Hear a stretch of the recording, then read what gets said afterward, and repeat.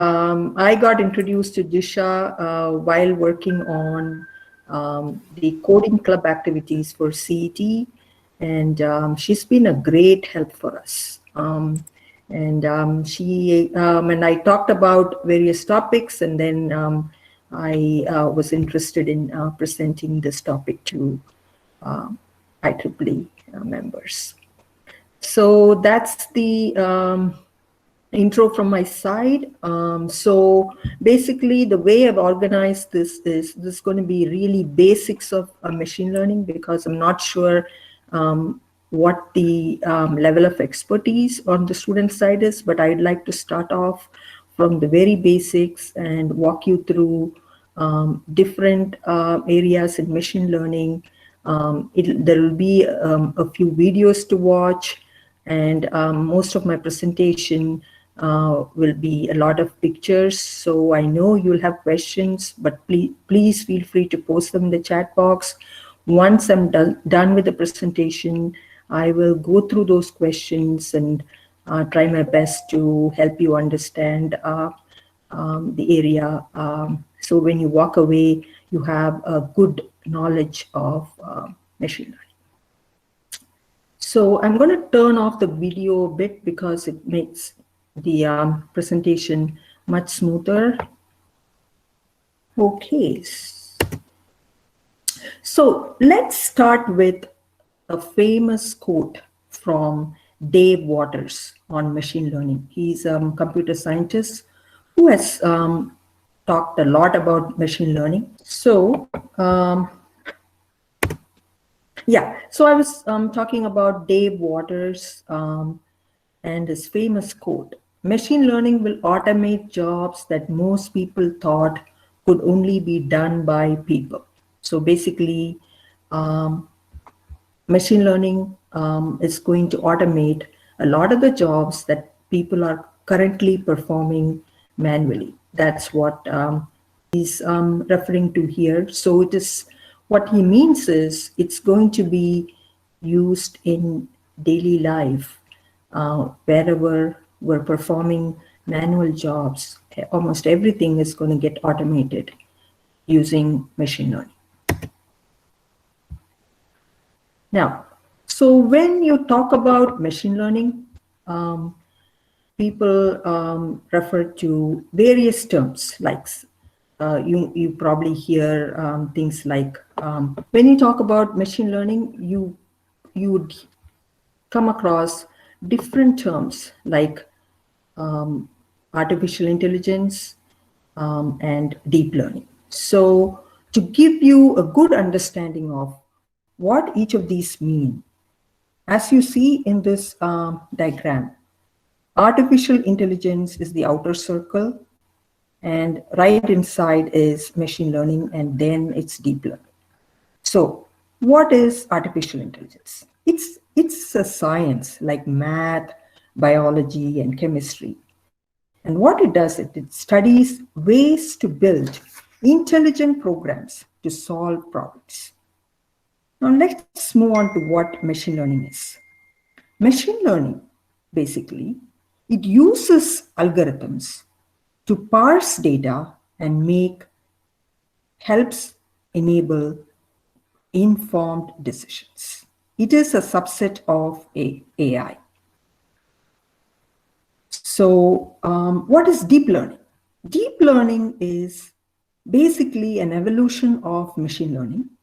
It structures algorithms in layers to create artificial neural networks that can learn and make intelligent decisions. So it's a subset of machine learning. So what we're going to talk about today is machine learning. So I did not want you to get confused between artificial intelligence, machine learning, and deep learning. So we're going to stay focused on machine learning, which is a subset of artificial intelligence. Moving on. So what is machine learning? Let's go a bit deeper into that.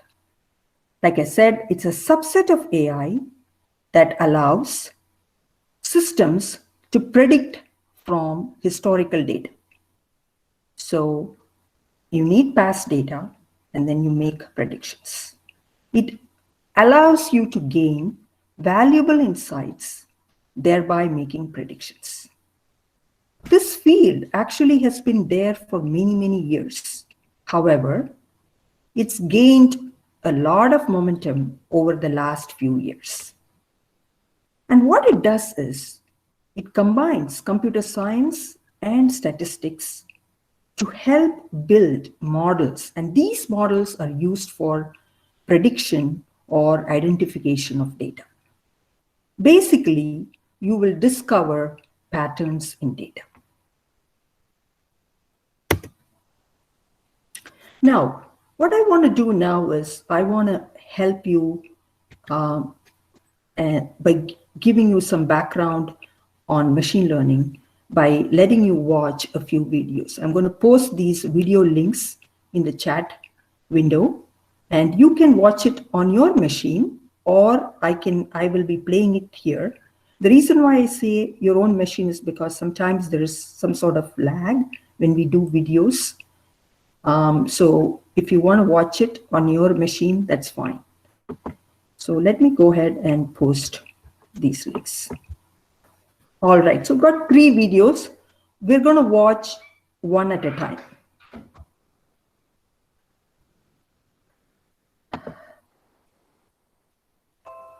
So here's the first video.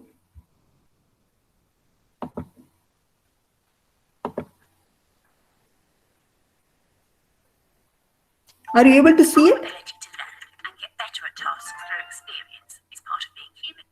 When we're born, we know almost nothing and can do almost nothing for ourselves. But soon, we're learning and becoming more capable every day. But did you know that computers can do the same? Machine learning brings together statistics and computer science to enable computers to learn how to do a given task without being programmed to do so. Just as your brain uses experience to improve at a task, so can computers. Say you need a computer that can tell the difference between a picture of a dog and a picture of a cat. You can begin by feeding it images and telling it, this one's a dog, that one's a cat. A computer programmed to learn will seek statistical patterns within the data that will enable it to recognize a cat or a dog in the future. It might figure out on its own that cats have shorter noses and that dogs come in a large variety of sizes, and then represent that information numerically, organizing it in space. But, crucially, it's the computer, not the programmer, that identifies those patterns and establishes the algorithm by which future data will be sorted. One example of a simple yet highly effective algorithm is to find the optimal line separating cats from dogs. When the computer sees a new picture, it checks which side of the line it falls on and then says either cat or dog. But of course there can be mistakes. The more data the computer receives, the more finely tuned its algorithm becomes, and the more accurate it can be in its predictions. Machine learning is already widely applied. It's the technology behind facial recognition, text and speech recognition, spam filters on your inbox, online shopping or viewing recommendations, credit card fraud detection, and so much more. At the University of Oxford, machine learning researchers are combining statistics and computer science to build algorithms that can solve more complex problems more efficiently, using less computing power. From medical diagnoses to social media, the potential of machine learning to transform our world is truly mind-blowing. To find out more about machine learning, visit oxfordsparks.ox.ac.uk, follow us on Twitter, and find us on Facebook. All right. Let's move on to the next one. Hey guys, welcome to this session by IntelliPad. Now you guys must have come across the term machine learning and you must be wondering what exactly it is. So in today's session, we'll be covering just that so that you can start your journey in the field of machine learning. Of machine learning with this little example over here. So what do you see over here? What is it exactly? It's a car, isn't it? And how about this? Well, this again is a car. And this? Well, this too is a car. Now, how do you know all of these are cars? Well, as a kid, you might have come across a picture of a car and you would have been told by your kindergarten teacher or your parents that this is a car and your brain learned that anything which looks like that is a car. And that is how our brain functions. But what about a machine? Now, if I take this image of a car and build to a machine, will it be able to identify that it's a car? So this is where machine learning comes in.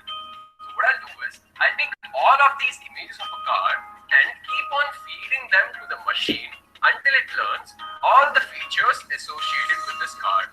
And once it learns all the features associated with this car, I will give it new data or the test data to determine how well it has learned. Or in other words, first, I'll feed the machine training data so that it can extract all the features from the training data.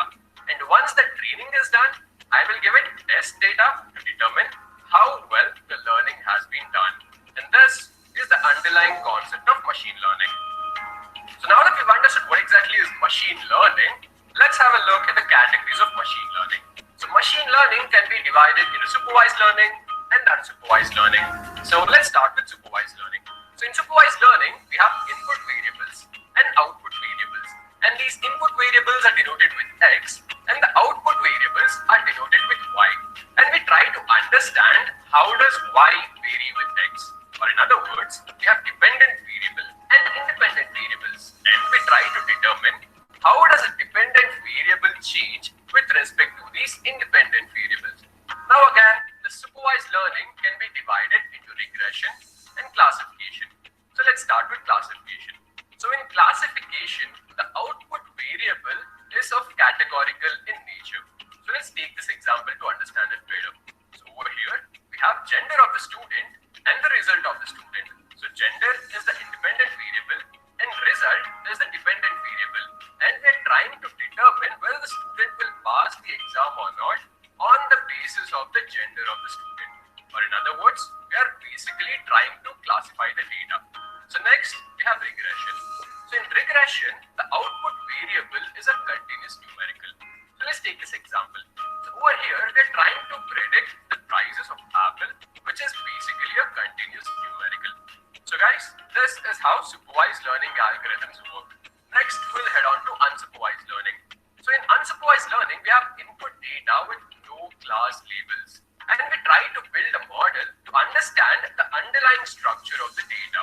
So let's take this example over here. So we have this input data with no class labels, and this input data comprises of fish and birds. Now I'll take this input data and I'll build an unsupervised learning model on top of this input data. So this will give me two clusters. So the first cluster comprises of all the fish and the second cluster comprises of all the birds. Now you guys need to keep in mind that even though there were no class labels, this unsupervised learning model was able to divide this data into two clusters. And this clustering has been done on the basis of similarity of characteristics. So in the first cluster, all of the values are similar. All of them are fish. And the second cluster, all of the values are similar. So this time, all of them are birds. So this is how an unsupervised learning model works. So guys, this was a brief intro to machine learning. And do stay tuned to IntelliPad's YouTube channel for more such informative videos. All right. How was that video?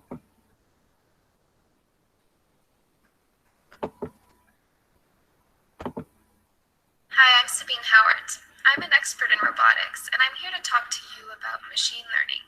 Machine learning is a field of technology that allows machines to learn from data and self-improve. Machine learning has really been around for a long time, but it's now becoming increasingly useful and relevant for three reasons. First, there's more data than ever before. Second, computers are more powerful than they used to be. And third, we have better machine learning algorithms. As a result, machine learning is already present all around us. It's used to recommend purchases on the internet or to detect fraud on your credit card. And there's really nothing magical about this. Let me give you some examples of how machine learning works. Let's say you want to design a machine learning algorithm that makes movie recommendations for your Friday night based on your preferences. All the users on the platform give thumbs up to movies they like. So the algorithm knows that Bob likes The Lion King and Casablanca, but not, Rogue One. Sarah likes The Lion King, Casablanca, and Billy Elliot, and maybe Larry Larry, on the other hand, hates Casablanca, but loves Rogue One. Now let's say that you give a thumbs up to Casablanca. What the machine learning algorithm does is calculate how similar your preferences are to those of the other users in the database.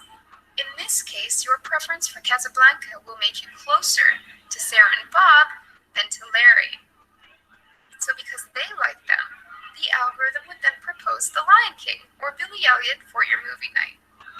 This algorithm is called nearest neighbor because you're using information about your nearest neighbors, in this case Sarah and Bob, to make a prediction about your preferences. This is an example of supervised learning. We train the machine learning algorithm based on examples given by users. But sometimes we might not have easy access to carefully labeled data. That's where unsupervised learning comes in. In this type of machine learning, learning happens without labels. The system looks for similarities in data points and arranges them into groups. In 2012, Google created a so-called artificial neural network inspired by the brain and fed it millions of images from the internet. By processing these one after the other, it learned the concept of a cat, even though no one had ever told it to look for cats. The system was able to label images of cats it had never seen with about 75% accuracy. In other words, it learned without a teacher. Today, machine learning systems can learn to pick out a variety of objects from pictures. In one 2015 image recognition trial, machine learning systems proved to be better at this than humans, the first time this has ever happened. But understanding context, for example, what the objects in the image are doing, is still challenging. So you can see there are different ways machines can learn, and there's great potential for real-world applications. There's also a number of challenges ahead. How can algorithms be transparent and fair? And how can we use machine learning to properly benefit society in healthcare, in transport, or elsewhere? All right. So how did everybody like these videos? Do you want to post in the chat box? Let me know if you really like the videos. Okay. Thanks, Ashwin. Awesome, awesome. So let's go back to the presentation. So we talked about machine learning. We watched 3 videos which clearly explain what machine learning means and how it's impacting the society. Moving on. So where are these machine learning algorithms or models used? So machine learning models are used from, it ranges from predicting attrition rate of customers in a sales organization to biological research. So let me go into that a little bit. So someone who's sitting in sales may be curious to find out if any of the customers who are in a contract are basically going to cancel the contract or not. So they typically have questions like, okay, if I had known that this customer would cancel, I would have done something different. I would have approached them, asked them what their problems are, given them a promotion or whatever. So machine learning could be used in a sales org. Likewise, machine learning can be used in biology, where you basically want to predict new genomic sequences from data. It's like a process of identifying where these genes are located and to figure out what exactly they do. So it has a wide range of applications. So what does today's world look like? In today's world, there is a lot of focus on data-driven decisions. We want to use data and make decisions for the future. We also want websites where we make purchases or where we look for homes to be able to recommend to us what kind of homes we'd like to purchase based on our past behavior on these sites. For instance, if we are typically looking for a house in a certain city for a certain price range, for a certain square footage or area, or even certain type of home, whether it's a townhouse or a single family home, then these algorithms can predict or give us a list of homes that sort of satisfies all our criteria. So it's all determined based on our past behavior on the system. So you may have seen things like you might also like in various sites. So all of that is actually powered by machine learning algorithms. We want to improve all systems. We want to automate them. We want very limited human intervention. So the focus of today's world is all on automation and machine learning related recommendations. We all know who Bill Gates is. He is one of the founders of Microsoft. His famous quote is, "A breakthrough in machine learning would be worth 10 Microsofts." So what he means to say is it's really powerful. Any breakthrough in machine learning is really powerful. It means a lot. It has a great impact on the society. It has a great impact on our lifestyle.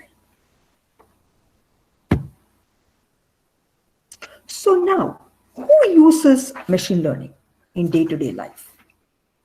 So we have data scientists. So data scientists, what they typically do is they predict future based on past. So they are very good at interpreting data. Like I said, it's a combination of computer science and statistics, a lot of math involved. We also have analysts. And what do the analysts do? They curate meaningful insights from data. They typically sift through data to identify trends. Some companies may use analysts and data scientists interchangeably. But by and large, these are the data folks who primarily use machine learning. As you saw in the video, machine learning can be divided into 3 different types. The video is primarily focused on supervised and unsupervised. There is also another type called reinforcement. I will cover that a little bit, but a lot of books and videos typically do not cover reinforcement. But it's good to go through it a little bit. So you already saw what a supervised machine learning is, and also unsupervised. So like I said, there are 3 types: supervised, unsupervised, and reinforcement. Now what is supervised? At a very high level, it is task-driven. Basically, you want to predict the next value. You want to make predictions. So for unsupervised, it's all data-driven. You have data, and then based on the features in the data, you divide them into different clusters. For reinforcement, you are primarily learning from mistakes.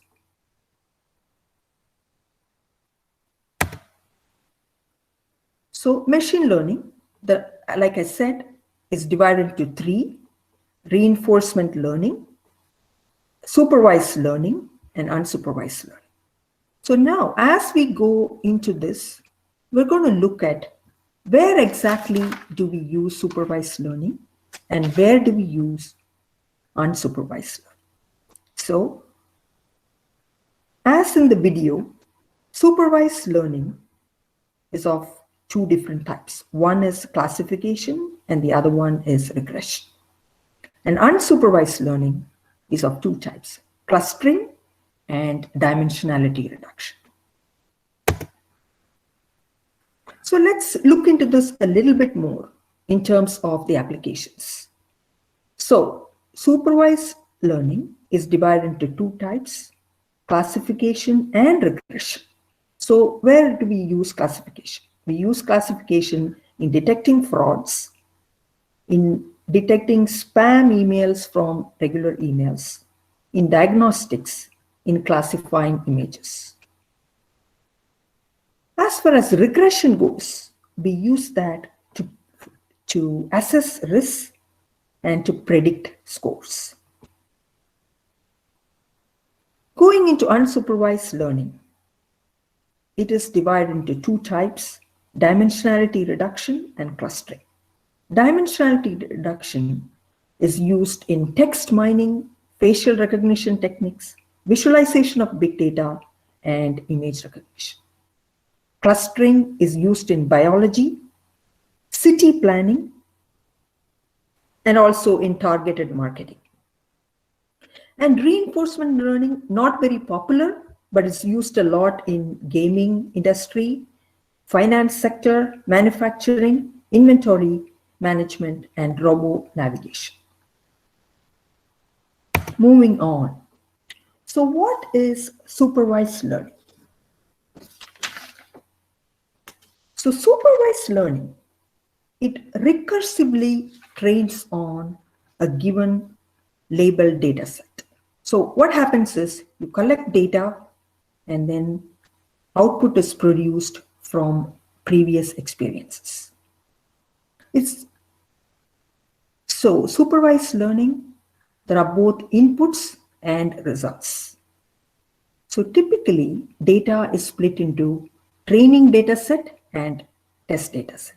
As you saw in the video, the training data set is primarily used to train the algorithm. So you train the algorithm, you refine the algorithm so that it gives good results, accurate results.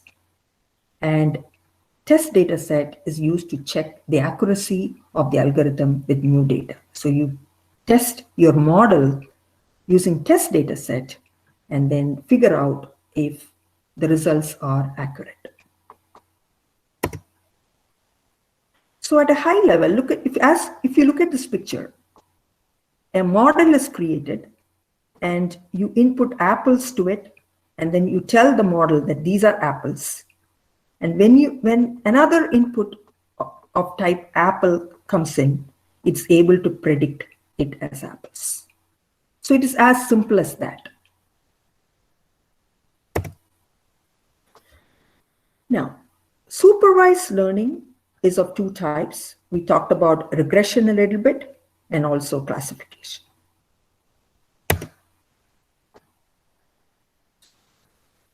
So basically, in supervised learning, you have a labeled data set, and then you build an algorithm.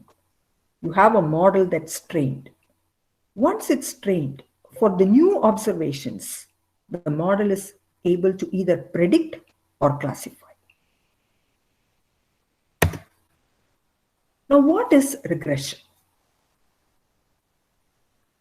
Regression is primarily a method of learning a function that maps an input to an output based on example input-output pairs. Now, what exactly does that mean?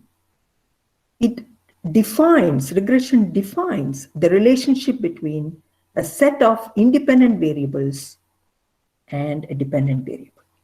And the output is a continuous value. So basically, you would analyze training data and produce an inferred function. You will also be mapping new examples in the process. So what this means is you are trying to build a mathematical equation which defines the relationship between these independent variables and the dependent variable. So as you see in this diagram, the x-axis is rainfall and the y-axis is umbrellas sold. So we are trying to find out, as the rainfall increases, what is its relationship to the umbrellas sold? But as you see, as the rainfall increases, the umbrellas sold are getting higher. So we are basically we have a linear relationship between rainfall and umbrellas sold. We have an equation built, and this is how the graph looks. So when you are in a marketing department, you put out ads as part of various campaigns. And to put out ads, there is money involved in that. So based on the ads that you put out, your product gets sold. So this table shows the relationship between advertisement and sales. So as you see in this table, as the advertisement dollar increases, sales increases. So at this point, we are trying to figure out for $200 worth of ad, what will be the sales. Regression is the method that's used here. What are some of the additional use cases? Like I said, when you are in a sales department, you're always interested in figuring out what your sales revenue will be in the next quarter.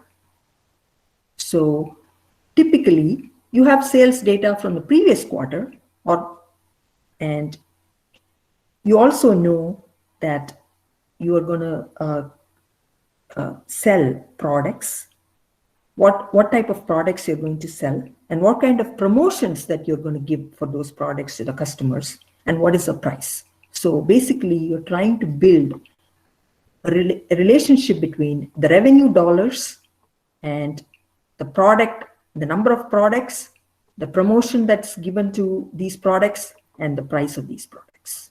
So if you can predict the sales in the next quarter and see where you stand as the quarter progresses, see where you stand, you can make some tweaks to the existing products, promotions, and prices and get more competitive in the market.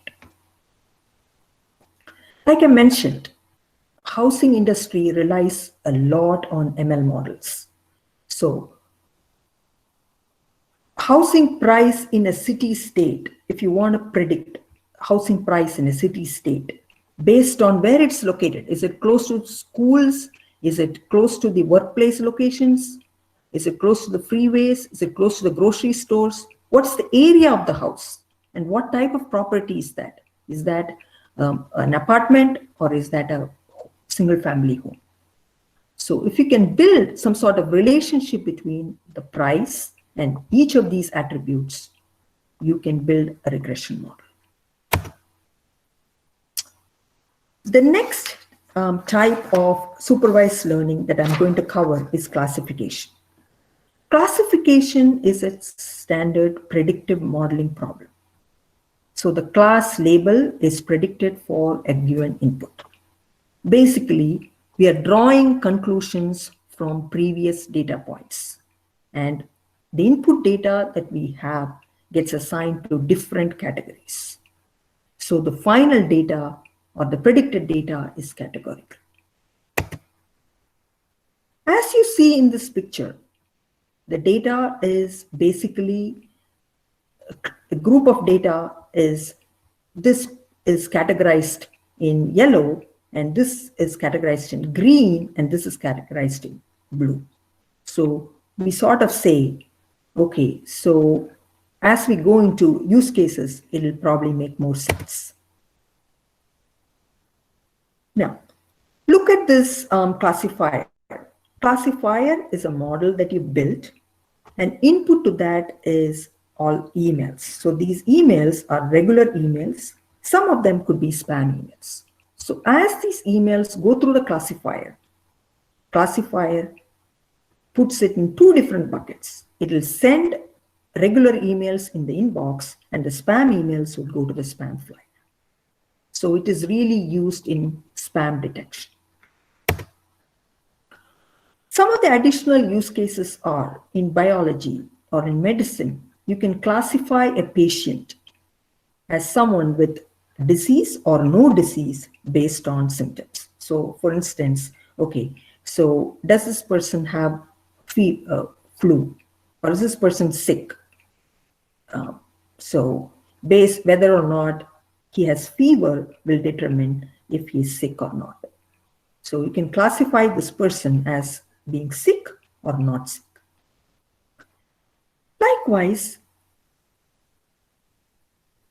classification is used in customer churn. Typically, you look at all contracts data. What are the various contracts this customer has? How many cancellations has he done in the past? How many issues has he reported so far for all the products that he's purchased? So that will determine if he's going to churn or not. So the output for this is will churn or won't churn. Moving on. Going into unsupervised learning. As you see in this picture, you have raw data, and then you have algorithms built and processed, and it basically groups the data into different clusters. So you see like the blue cluster, the green cluster, and the red cluster. So there is no labels, there is no training done. All the inputs are unknown. So basically, you're trying to draw inferences from data sets consisting of input data without labeled responses. So as I mentioned earlier, the information is neither labeled nor classified. We're working on finding patterns in data. So machine learning. We so far covered classification and regression, which comes under supervised learning. I basically introduced unsupervised learning. Unsupervised learning is the two main divisions of unsupervised learning is cluster analysis and dimensionality reduction. Now, what is clustering?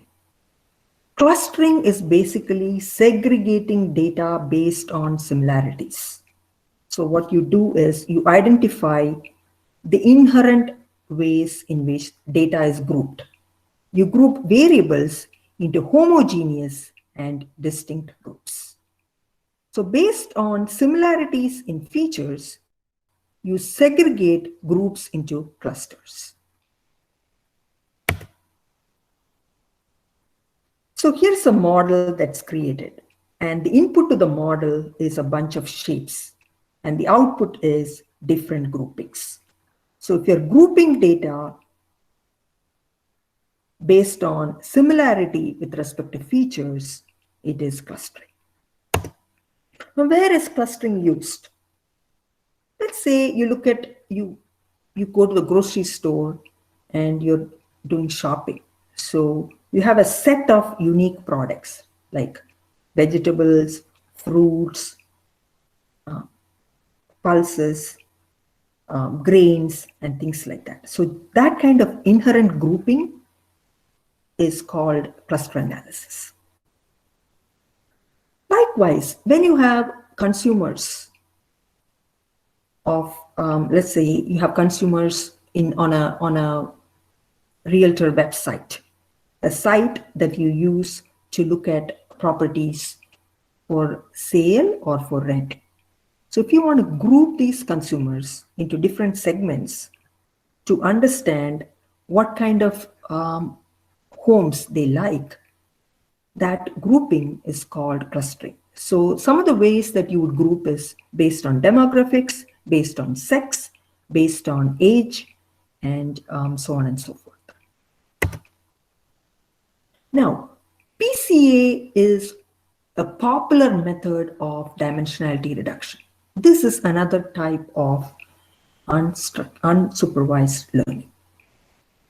What it does is it transforms the data set into a large number of features. If the data set has a large number of features, it reduces that into a smaller set of meaningful features, but it does preserve maximum amount of information, and the important traits are retained. So while we discount certain features, we still want to make sure that the important traits are retained and not lost.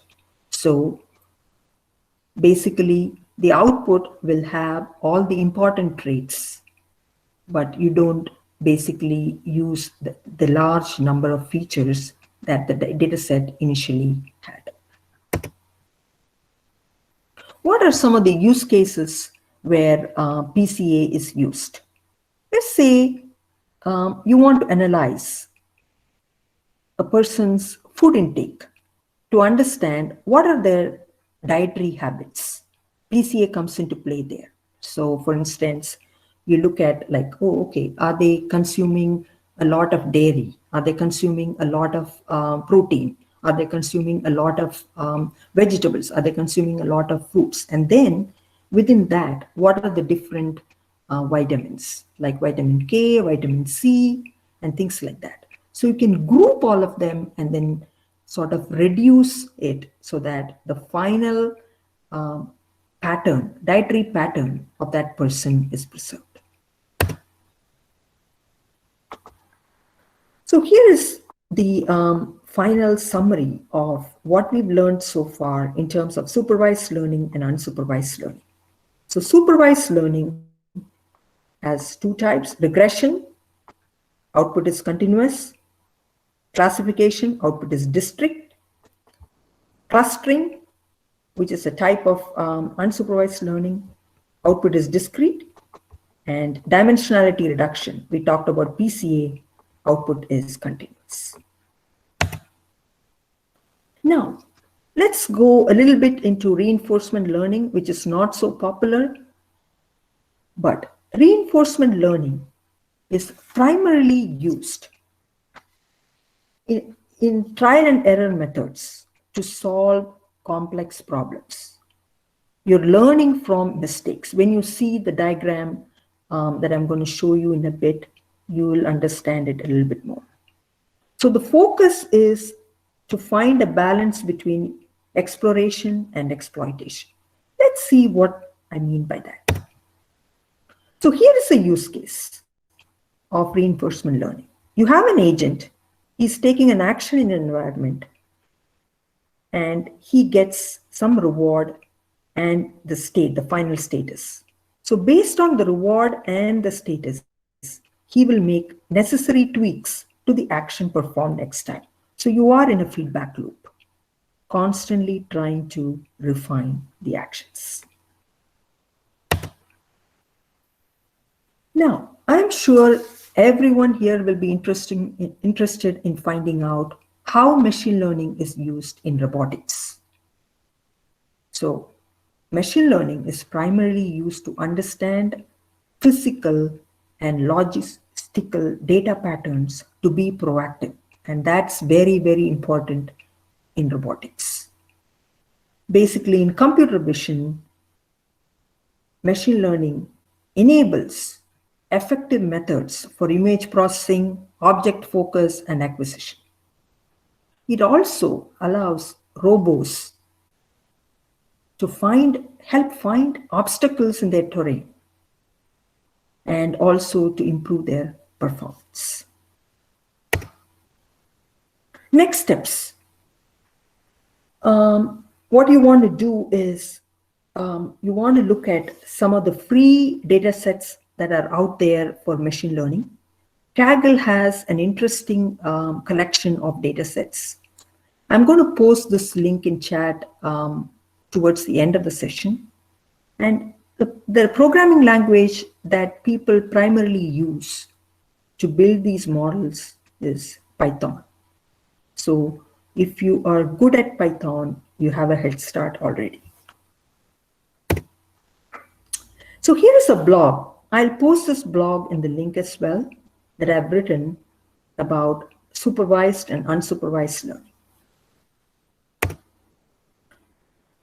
Last but not least, the famous theoretical physicist has said, AI is likely to be either the best or worst thing to happen to humanity. So what he means is it's going to make a huge impact on humanity. And machine learning, being a subset of AI, will have similar impact on humanity as well. hope you had a good time going through this presentation, and I will let you post questions in the chat box so we can quickly answer them. Yes. Thank you, Deepa. So I request the participants to post your queries in the chat box, or you can unmute the mic and ask your queries. Please make use of the opportunity.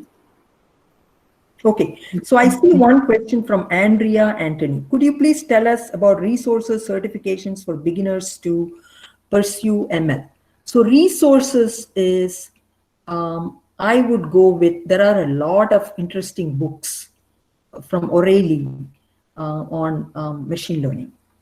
And then you can also, if you want to take courses on how to build machine learning models, I will go to like Udemy or Coursera and take a basic class that gives you a head start on ML.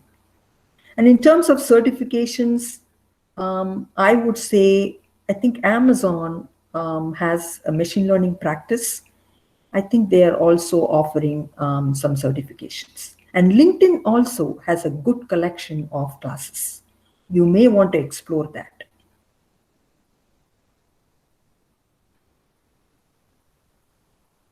So let me take this opportunity to put in what I had for the next steps. Thank you, Andrea, for coming forward and to ask these questions. I'm impressed by your question. Which grade are you in? Which semester are you in? 5th semester. Yeah, it's really good. Yeah. So I would say take a few classes in Coursera or Udemy or LinkedIn. You're going to gain a lot of knowledge. I think this is a good step. This webinar is a good step towards programming classes in machine learning. Any other queries? Maybe if you can talk about the link you have shared right now, Deepa. Yeah, so the link that I shared, like I said, it has nearly 50 best free data sets for machine learning. And Kaggle has a lot of data sets. You can look at the demographic data sets, you can look at the government data sets and play around with them. And if you know Python, well and good. You already have a good head start. Otherwise, simultaneously, you want to take a few classes in Python. And Python is very easy to learn. And if you have any further questions, don't hesitate to ping me on LinkedIn. I'm going to share my LinkedIn link here. Yes, yes. It is possible to get a job in the AI ML field immediately after graduation. Yes. There are a lot of data scientist positions. Like, I think there was this person by name Srikaran who spoke to us a few weeks ago in the coding club session. He is in the field of analytics and ML. So he actually is an electronics ECE student who had taken a lot of programming classes in +2. So he already knew C++ when he started in CET. And he is doing a wonderful job in the industry. So he is an AI ML scientist. Yes, Tania, very good question. Okay, I think please feel free to connect with me. And hello. Yeah. Hello, Deepa ma'am. I'm Sabina. I'm a faculty in TKM Engineering College. Yeah, we are doing some projects related to AI using machine learning and deep learning. And I have a doubt in the coding part. That is, suppose we are using the machine learning for this forecasting or prediction application, and suppose it is for a diagnostic purpose. And prediction, we are predicting the future values. Suppose we have a threshold. Suppose when will we reach this particular value? So that threshold value, how can we give that threshold? If it is, Yeah, there are many ways. One, you can hard code in the program, or you can put the threshold values in a table and have your Python script actually read those values from a table by performing SQL operations, and then put some thresholds. If I'm understanding correctly, that's one of the ways to handle it. and one more question is, so for diagnostic application in medical field, we have a little bit difficulty for getting data sets. And suppose instead of supervised learning, can it be converted to the reinforcement with the limited data? Yes, you can do that, but it requires many feedback loops to complete it, right? Because it's a trial and error method. It's not a very popular way of doing the learning. So it'll take a long time for you to produce a model that's gonna come back with accurate results. Okay, okay. Thank you. Thank you. Good question, Sabina. Hope I was able to answer your questions. Yeah, I'll check. I'll check with it. That concept. I'll check with the concept. Go with the concept, man. Thank you. Okay, okay. All right. So I did have one more slide here. So we talked about the blog. There is one more question. Okay. So is it necessary to be in the CS field? So can you just have? Yeah. Is it necessary to be in the CS field if I want a career in this field? No, not at all required. I think most people that I've seen who are in data science or in data analytics do not have CS background, but they have a lot of interest in data. So that's what matters. But then again, there is another side of things. It's called machine learning engineer, wherein you build detailed algorithms. CS background will help. But to be a data scientist or a data analyst, you don't have to be in CS field. Hari Srikaran is not from BTech CS. He has ECE background. Good question, Harrison. Okay, so we covered this, and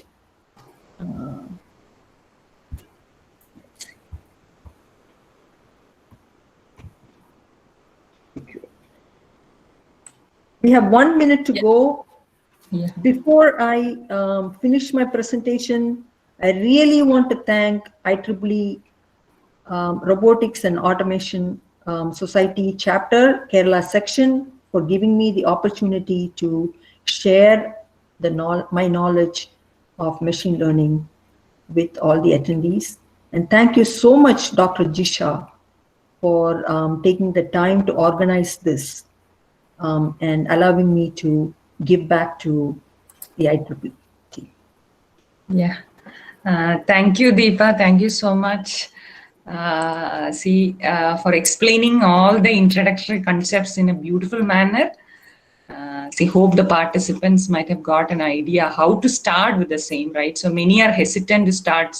When they are belonging to non-CS branches, they are hesitant to start the same. So definitely, I think they will start working on it. So on behalf of Robotics and Automation Society chapter, IEEE Kerala section, and everyone present here, I thank Engineer Deepa Mohan for accepting our invitation and handling such an informative session in a beautiful manner, in an interactive manner.